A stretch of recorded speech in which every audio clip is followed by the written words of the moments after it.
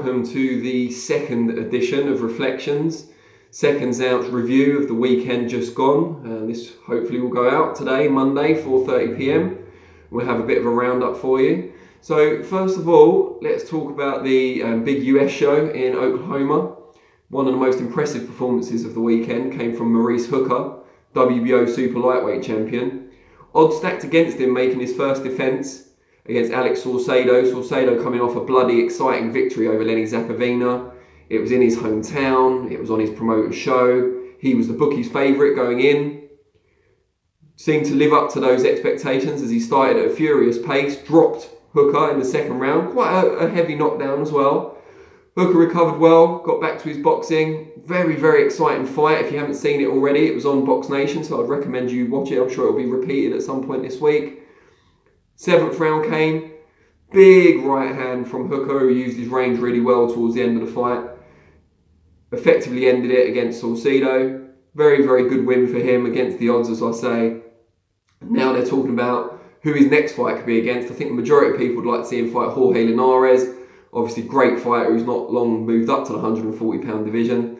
Looking more likely that Tommy Coyle, one of Britain's Cinderella men, might get a shot on DAZN, who also promote Hooker. Hooker might get a Dallas homecoming fight early in the new year. Coyle could be in the opposite corner. Does a lot of work for charity, worked hard in his career, come back from setbacks. Not sure he entirely deserves the shot, but it's hard to begrudge him at the same time. British fighters in action over the weekend also. Frankie Gavin, big story there on Friday at the weigh-in. He was challenging, or supposed to be challenging, for the European welterweight title against Kerman Leharaga, the guy who bludgeoned Bradley Skeet to defeat. Gavin came in 4.7 pounds over the welterweight limit. Second time in his pro career he's missed weight. Obviously famously missed weight for the Olympics as well, way back when he was a world amateur champion. Missed out on his favourite for the gold. Second time as a pro, missed weight against Sam Eggington of course, and now missed weight again here. Can only be disappointed in him once again for failing to show the requisite discipline for a professional fighter. Said he had an argument with his trainer couldn't travel with him, he had to get a slower ferry. You can make all the excuses you want. I'm not saying they're not true, I'm not saying there's no grounding to them, but at the end of the day, it's a recurring theme throughout Gavin's career that his discipline has never matched his talent. Imagine what he could have achieved if he'd gone to, say, 140 pounds, super lightweight from the very start of his pro career. He could have been a world champion. Now it looks like he's got some big questions to ask himself. Perhaps retirement beckons after Leharaga got the job done in 4. Gavin started well, boxed well, but was just gradually ground down, especially with body shots. When you're out of condition and also fighting outside your natural weight class, you're just giving yourself too much to do. I'd really wish he'd have gone down to 140 earlier in his career. I wrote an article about it with him when he seemed to want to do that about 18 months ago, but it never quite came to fruition. Moving on to slightly more positive results for some British fighters. Wadi Camacho, who's had some setbacks himself but has always remained determined, won a rematch against Arfan Iqbal, who stopped him in 4 rounds first time around. Won that rematch in 7 on the scorecards after Iqbal was injured and couldn't continue. Wide decision though, so he was certainly ahead in the fight, Camacho. With that, he won the vacant Commonwealth title.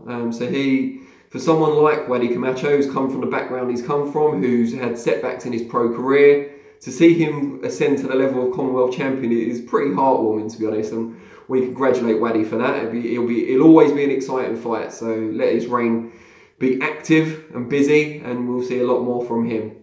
Also at the weekend, Liam Taylor was another one who got revenge, this time over Tyrone Nurse. Dropped a close decision at short notice a couple of years ago.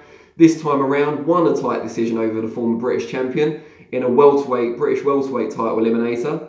So at some point he'll be in line for a shot at the British welterweight title, currently held by Johnny Garton, who won it recently.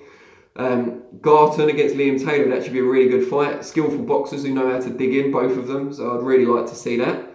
So congratulations to Liam Taylor. Unlucky for Tyrone Nurse, he's lost 3 in a row now. 2 were pretty close, 1 was controversial. So I wouldn't think about packing it in just yet, Tyrone, but I think there might be some changes that need to be made to get him back to where he needs to be, at the top of the domestic pile. So we'll keep an eye on that one. Also over the weekend, we saw another big show out in America, in Kansas. Not in Kansas anymore, Dorothy. I think I made that joke on Thursday. We actually were in Kansas to see, among other things, Britain's, or Britain's, I think we say Scotland's now because she fell short.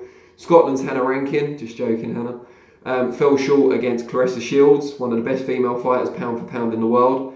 They clashed at middleweight for a bunch of titles. Claressa Shields dominated the fight, won a decision, won every round. But fair play for Hannah for stepping up so early in her career and taking on the challenge. I'm sure we'll see her again. I think she needs fights at a lower level now if she can get them. I know it's hard to get fights in the female divisions, but if she can, get a bit of seasoning at a lower level and then step back up when she's ready against maybe a slightly lesser champion than Shields, which won't be hard to find, as Shields is one of the best on the planet. Shields did well. Jarrell Miller also won an exciting inside the distance victory for him in the main, or one of the main events. I think Brandon Rios might have officially been the main event.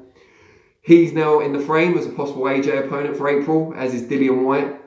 Eddie Hearn said there's 2 possible AJ opponents, wild card AJ opponents, ones we haven't thought of for April, but I think by now we've thought about pretty much everyone. So who would it be? It could be Dillian Whyte, it could be Jarrell Miller. It's unlikely to be the one we all want it to be, Deontay Wilder, because he's being asked to sign a contract for the fight before he's fought Tyson Fury. If he beats Tyson Fury in impressive fashion, his value could rise exponentially, so he'd be mad to sign the contract now. We're all excited to see what happens, but exciting weekend just gone.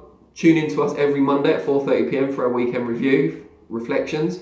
On the Thursday, every Thursday, 4:30 p.m, we look ahead to the weekend, maybe even with some betting tips. That's ReFLEXions, 4:30 p.m. Thursday. So make sure you tune into both. And I've been assured that by the next one we do, we're going to have a backdrop and some lights. God, are we spoiling you or what?